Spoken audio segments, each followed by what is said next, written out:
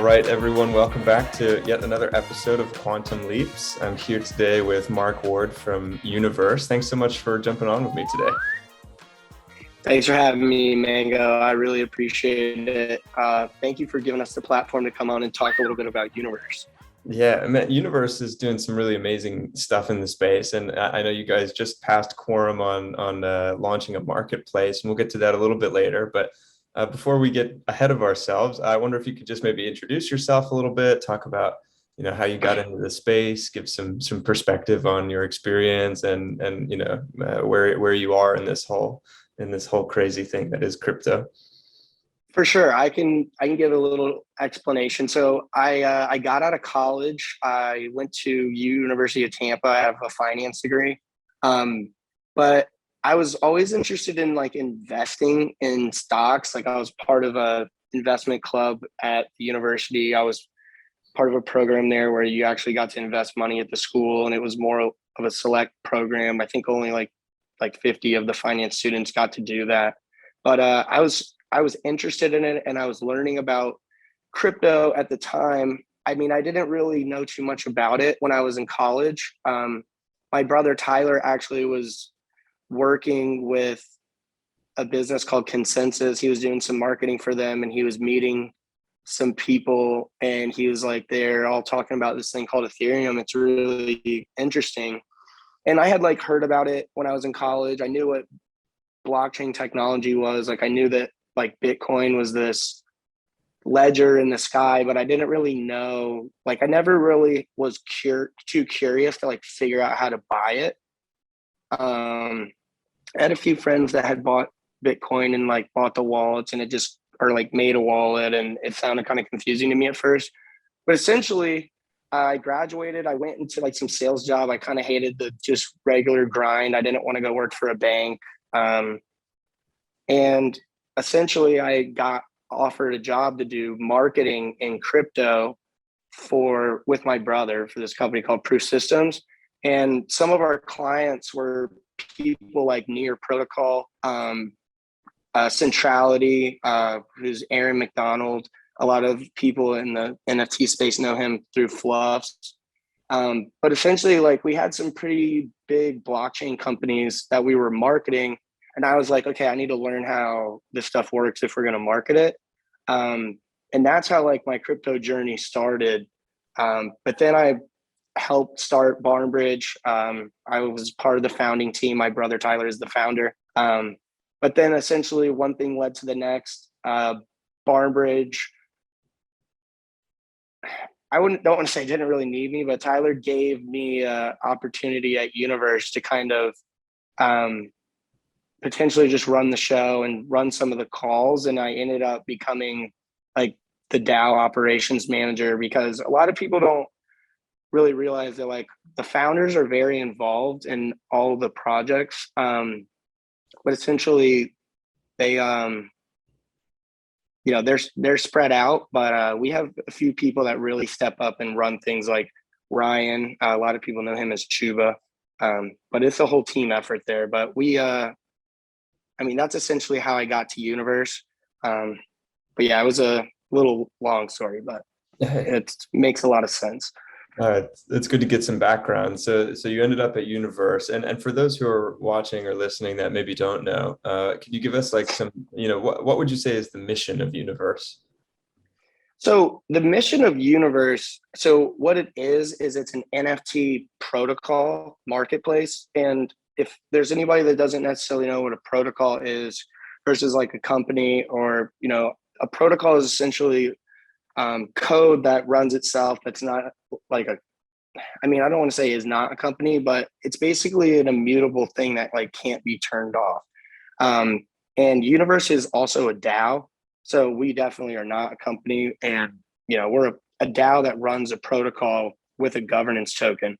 So essentially the way to explain this in layman's terms is we have this crypto token that controls the DAO, and the DAO controls the marketplace, on the fees, what contracts we write and add, what NFTs we want to take down, what we want to leave up.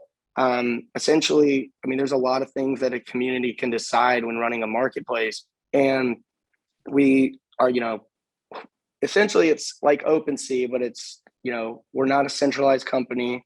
We're a decentralized protocol that can't be turned off. And the really important thing that I, try to stress, so people, because everyone tries to be like, oh, like y'all are like OpenSea. Essentially, the marketplace is like OpenSea, but how it works is very different. The protocol layer of the marketplace will allow you to basically, plug into our backend and plug into our liquidity. Essentially, like the same way that Uniswap works with Zapperify. Like, people can go and do their trades on Zapper, but essentially, Zapper's either finding the best rate on 1inch or it's just plugging into Uniswap. So, I mean, eventually you can just make your own front end. It's like, say for instance, like the Funks, when they got taken off of OpenSea, like just to say, like, we're really not going to be trying to take anybody down off OpenSea or on our platform unless they're like doing something crazy or like hacking or doing something like super like inappropriate that, the whole community really like doesn't want on the platform. We're going to try to like take that kind of stuff down. But, part of creating a mutable protocol is to, allow people to kind of do whatever they want and create whatever they want without limitations of like a centralized entity like OpenSea. I think that's the big direction, is a decentralized marketplace over a centralized marketplace. But I think there's great use cases for both. Like I think OpenSea is and the Coinbase NFT Marketplace are great for the industry. You can buy NFT with a credit card on those. I think that's super powerful, especially for new adoption. So. Yeah, so both are marketplaces, but the way they're operated and governed are very different. Centralized versus decentralized, and it's interesting with Universe is that I think a lot of companies and protocols in the space these days are beginning centralized and then decentralizing over time. Kind of building something up with the power that centralization allows, and then releasing or relinquishing control to the community. But it seems like you guys have done it backwards. Starting with a DAO and then building a marketplace, which is I think a really interesting approach. How has it been like being a DAO first and and then launching products? So it is a little bit different. I mean, you've seen, like, I can make a perfect example of the opposite too, which is Zora Protocol. They're a company and they're slowly trying to decentralize. But essentially we go with the DAO first. We go with the DAO first plan. Essentially, you launch a token, you start a DAO with that token, the token governs the DAO, and then it takes a little bit longer, and people will be like, like, why did you release a token 8 months ago? But I don't even think it was that long ago, but let's just say we'll just say it's 8 months. But essentially, it is different. It's a new way of thinking, but I think it's better because, and I've heard Tyler and Troy talk about this sometimes, is it's a much easier way to decentralize the token, because you just you trickle it out over all this time. You give a lot of people opportunity to find it, and then it gets in the hands of people. Maybe some people give up and they move on from your project, and then those tokens go to someone else, essentially, and then that decentralizes it even further. And we've done airdrops. We did airdrops to our early community, people who've stuck around. If you bought polymorphs or minted polymorphs, I think it was like after 5 days, we did a snapshot and gave everybody an airdrop. But essentially, it's just a different mindset. I think that we're trying things new here in crypto, and building a company backwards might sound crazy, but it's something that's actually working. And also I mean, like, no shade on Zora. Like, I like their protocol, but it is a lot harder to decentralize something that starts as a company.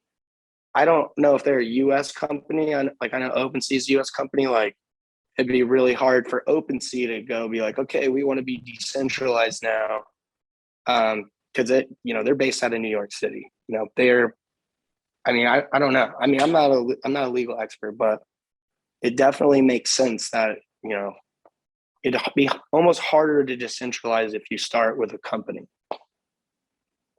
For sure. I think, maybe some words from the Web 2 space that people might be able to sort of use to wrap their head around if this is the first time they're, learning about a decentralized organization, launching products together. It's almost like crowdsourcing or crowdfunding in a way, and then, you talked about how, people come in, if it's the right fit, then they stay. And if not, then they, the governance tokens move to someone else, and you just kind of aggregate a community of people who get it and care about it and all those sorts of things. Is that like a fair assessment, would you say?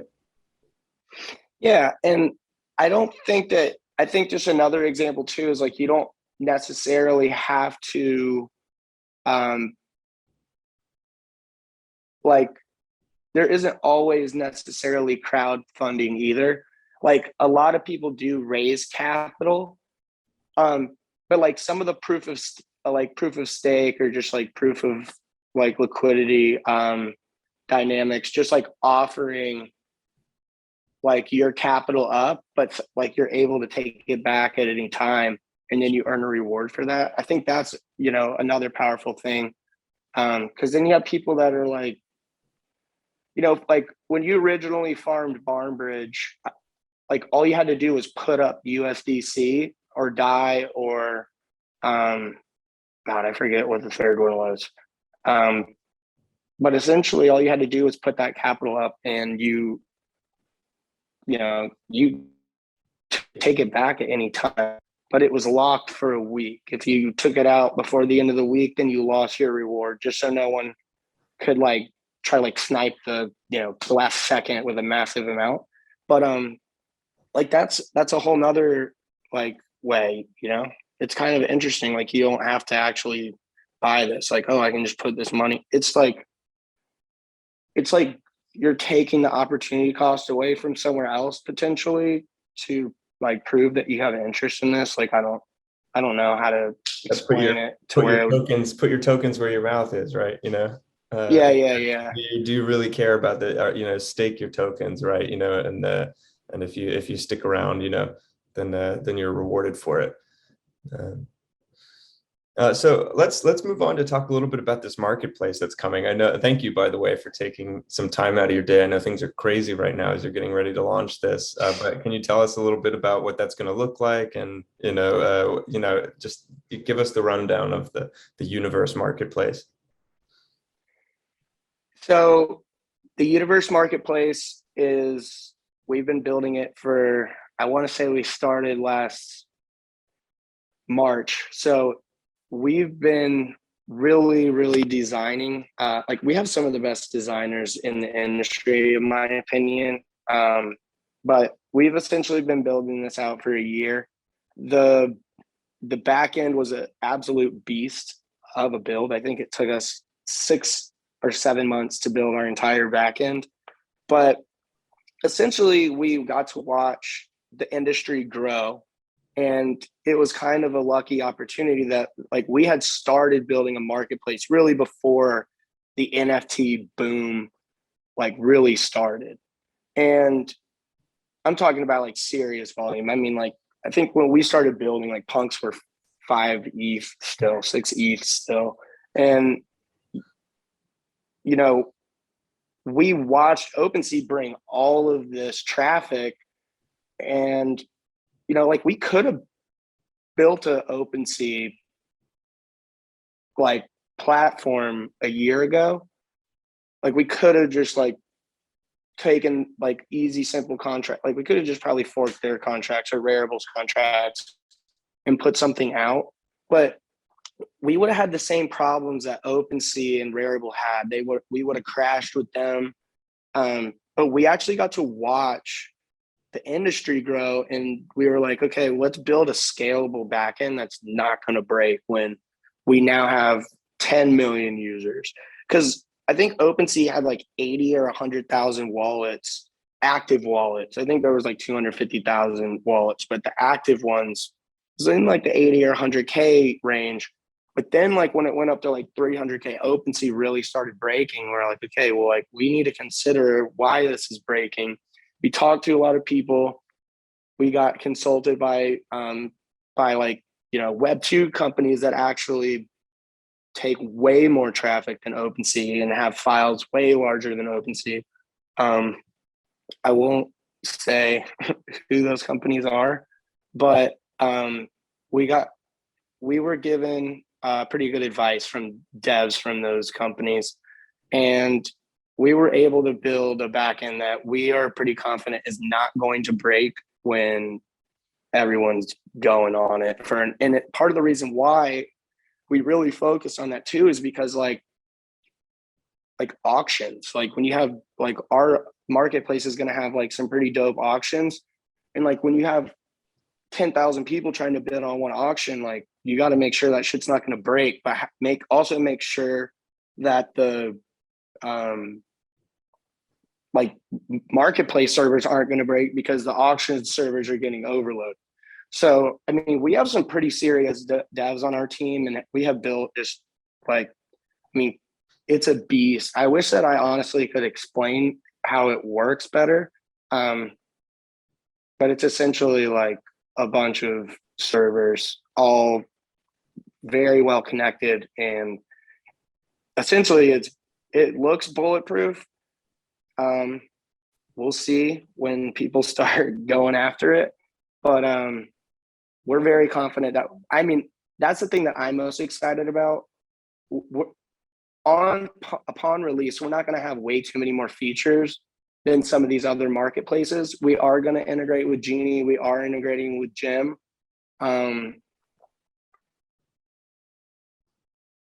But like, we are going to add features. I think the best part about our marketplace, though, is go back to our 2 questions ago when we were talking about the DAO and how this all works. Is like, if you have XYZ tokens, you can like go to and formulate a proposal, or even you don't even have to have XYZ tokens, I think, to even go on our forum and just start a discussion and like be like, I think that we need this feature. And then someone with XYZ tokens will put in that proposal for you, and we can build it. And essentially, I think that's the most powerful thing about our marketplace compared to all these other ones is we're not going to be making the decision, like us at Universe. From this point on, we had the reins. We built what we thought the industry needed. Now we're going to give it to the community, and we're going to see where it goes. But we thought that we needed to build the best infrastructure for the community to build a scalable marketplace. And that's essentially what we did. So, I mean, I'm probably expecting some people be like, wow, like we maybe were expecting more features, but like we have, I think, 130,000 lines of code.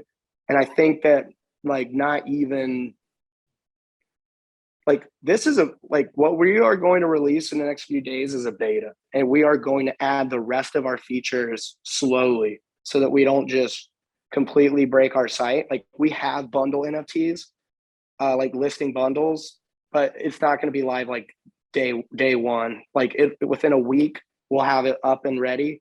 But we're going to scale the launch just so we can assure that everything's working properly, nothing's breaking, no one's going to lose their NFTs, because essentially we know we're responsible for that. And we've had our contracts audited by some of the best developers in the space. We've even had that our market, like a lot of our contracts looked at by audit companies, but me personally, I don't have the faith that we feel a little bit better going with some of our private auditors who are like Ethereum OGs. So everything has been audited multiple times. Everything has been, we're ready. We are just in the last stages of testing because there's just, our Figma for this marketplace, I think it's actually 2 whole Figma files. It's like 300 something pages. So, there's a lot of serious, we're bringing out a lot, but I do want to stress that I'd say the features is essentially it's a marketplace that is not going to crash. And I think that's what most people were asking for last, August through December. And honestly, OpenSea has done a good job. I think that their site has not really been crashing lately. And they've, I think that they've done a great job. But essentially, that's what you got to do. You got to adapt. So kudos to them. I think their site definitely hasn't been crashing as much, but I'm hoping ours doesn't crash at all. Well, it'll be really exciting to to test it in the next couple days, and I wish you guys the best of luck with the launch. I'm sure it's going to go really well, and excited to see all the features you guys keep rolling out. Obviously we love Universe over here at Charged Particles. A fellow space branded team.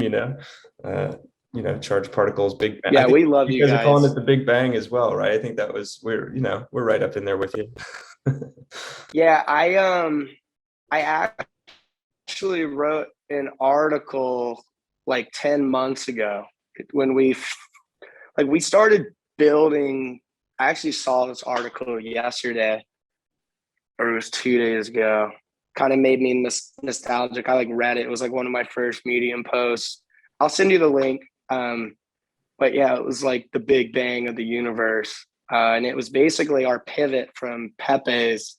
I don't know if a lot of people know this, but we were the team that was behind the non-fungible Pepe's last February. And essentially Tyler had gotten a letter from Matt Fury to ask him to stop working or publishing these Pepe's because he owned the rights to them. And Tyler and us were just oh, we didn't even know this guy had the rights. But essentially we were cool about it. We were okay, dude, you can we'll stop. Because essentially we're building a marketplace for artists. We don't want to steal your work. We didn't know it was everyone posted Pepe. We didn't think it Pepe was is so universal at this point that it almost feels beyond any one person's copyright, but people yeah, forget well, that, at some someone point owns it. it was an original meme back in the day. What was the comic? There's an awesome comic it came from. I can't remember the name of It's it. I think it's called Feels Good, man. Something along those lines. I don't remember the name of the original thing, but anyway, we love the Pepe, obviously, and I'm sure there will be lots of Pepe derivatives showing up on the Universe Marketplace in the next couple of weeks, hopefully. Yeah, for sure. But everything happens for a reason. I think us and Matt are cool. No hard feelings to him. We love his work. We still love Pepe. But yeah, I think it was who knows, maybe it was best. But really the reason that we sought out to build that marketplace is we were using OpenSea, we were using Bounce, we were trying to mint NFTs. Tim and Tyler were we need to build something that's decentralized and super user friendly for artists. And because they were minting Pepe's, and they're just this is what we got to do. And I just think I'm a big believer of everything happens for a reason. And one thing led to the next. Now, 10 months later, we're a few days out from launching this marketplace that is a beast. It was a beast to build. Honestly, I don't think any of us thought it was going to take this long. But I'm happy that it's here. But now we're not done. We have to We're going to be adding features. We're looking forward to the community storming into our Discord to be like, we need this feature. We need this feature. So we're ready to build. We're ready to add features. This is what we signed up for. And also, if there's any like devs that are really interested in, coming to work for an NFT marketplace, and that goes out to layer 2 developers. We are going to deploy on Optimism. We're going to look at Polygon. We're very big believers of a cross-chain and open metaverse. And, we feel like, not saying, I'm seeing the floodgates coming. They're about to open and people are going to want a lot of requests. So, and maybe we could even like open up bounties and try to figure out how to bring in more, features. But essentially, but we have a pretty killer team. I just don't want my team to be too overwhelmed. But essentially, if anyone wants to come write NFT contracts for Universe, I'm your guy. Come reach out to me. Excellent. Well, hey man, congratulations for getting it across the finishing line. And yeah, we're really excited to see it go live, and I'm sure it'll be a massive success. And also thanks for joining the show and chatting about it today with me. Thank you so much for having me. I always love coming on and talking about Universe, and I always love hanging out with you, Mango. So I'm a little sad I'm not going to NFT LA with you guys. It's going to be a blast. Essentially, I need to be here. I need to be here launching this marketplace. Well, as you've seen, there's, it seems like there's a new crypto conference every single day. So see like next I think Miami. I might be going to Miami. Right on. All right, man. Well, have a lovely rest of your day. Good luck with the launch, and we'll talk soon. Thank you, Mango. I'll see you soon. Until next time.